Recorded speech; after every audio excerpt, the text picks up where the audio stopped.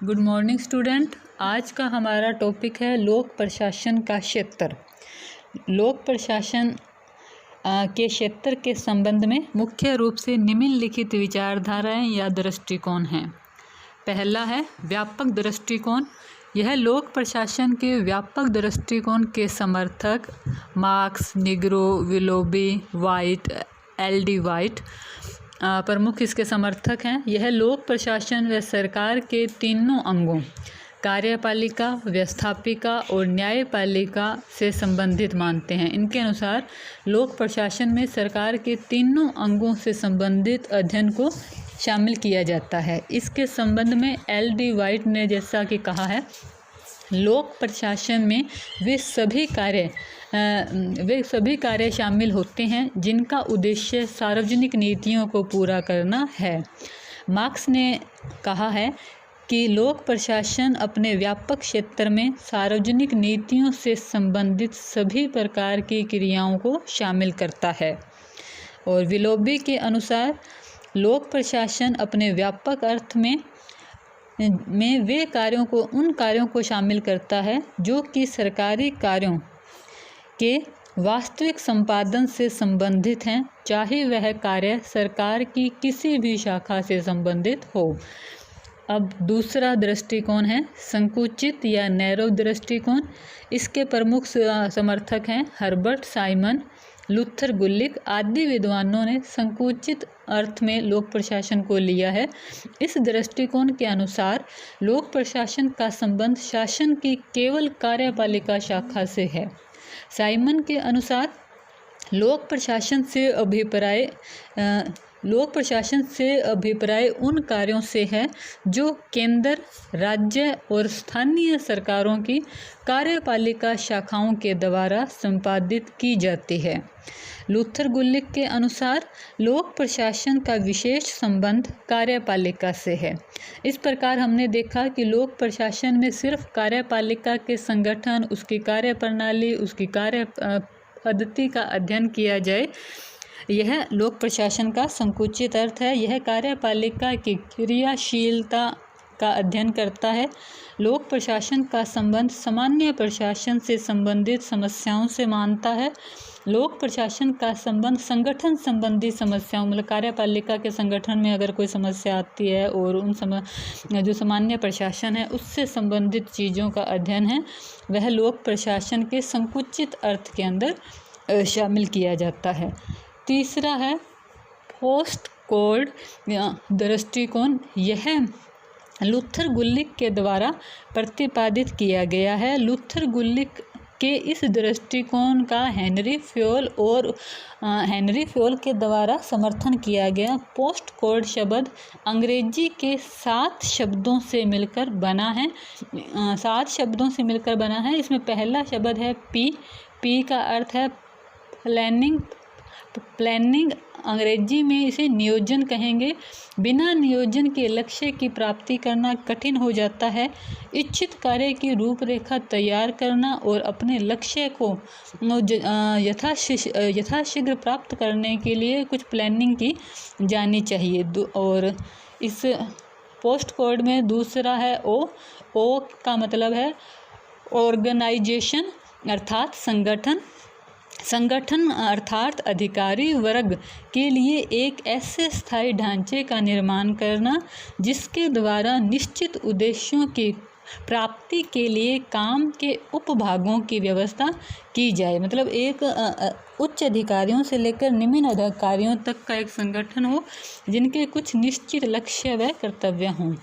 तीसरा है स्टाफिंग के अंदर नीतियों के निर्धारण एवं संगठन की व्यवस्था के बाद कर्मचारियों की भर्ती, चयन, प्रशिक्षण, पदोन्नति, सेवानिवृत्ति, लाभ आदि को शामिल किया जाए।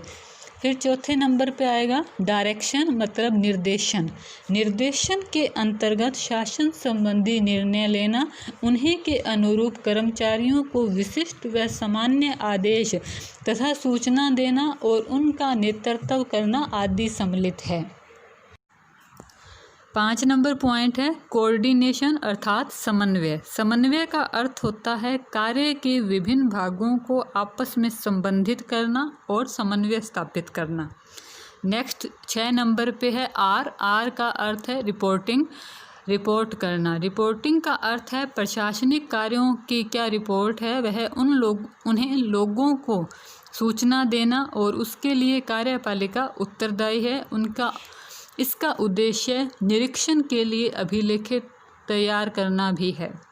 उसके बाद 7 नंबर पे है बी का अर्थ है बजटिंग, बजट तैयार करना। इसके अंतर्गत राजकोषीय योजनाएं तैयार करना, राजकोष के लिए व्यय जो किया गया है उसके वित्तीय संसाधनों को अपनाना, उसको नियंत्रण में रखना आदि बातों को शामिल किया जाता है। उसके बाद हम विषय क्षेत्र में देखेंगे पाठ्य विषय वस्तु संबंधी दृष्टिकोण। पाठ्य विषय वस्तु संबंधी दृष्टिकोण के समर्थक लेवियस मेरियन माने जाते हैं।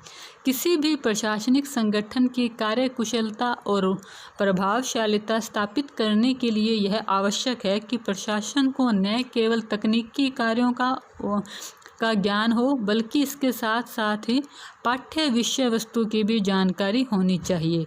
लेवियस मेरियन की यह मान्यता है कि केवल नियोजन, निर्देशन, समन्वय से ही लोक प्रशासन नहीं चलता बल्कि वह तो सरकार द्वारा की जा रही सेवाओं इत्यादि पर निर्भर करता है। 5वां विषय क्षेत्र है लोक नीति संबंधी दृष्टिकोण। लोक प्रशासन लोक नीतियों के क्रियान्वयन से संबंधित माना जाता है। पिछले कुछ समय में यह माना जाता है कि लोक प्रशासन केवल सरकारी नीतियों के व्यवहारिक क्रियान्वयन के लिए उत्तरदायी नहीं है बल्कि नीतियों के निर्माण में भी लोक प्रशासन की अहम भूमिका रही है। इस विचारधारा के समर्थक वाइडोर माने जाते हैं। उनके अनुसार लोक प्रशासन का मुख्य कार्य सरकार के द्वारा स्थापित लोक नीतियाँ है। 6वां क्षेत्र है लोक कल्याणकारी दृष्टिकोण। लोक प्रशासन के क्षेत्र में इस दृष्टिकोण के समर्थक राज्य और लोक प्रशासन में ज़्यादा अंतर नहीं करते। उनके अनुसार वर्तमान समय में राज्य लोक कल्याणकारी है अतः लोक प्रशासन भी लोक कल्याणकारी है। दोनों का एक ही लक्ष्य है जनता का हित, सभी प्रकार से जनता को सुखी और उनकी रक्षा करना। लोक प्रशासन का क्षेत्र जनता के हितों के लिए किए जाने वाले सभी कार्यों तक फैला हुआ है। उसके बाद 7वां क्षेत्र है मनोसामाजिक दृष्टिकोण।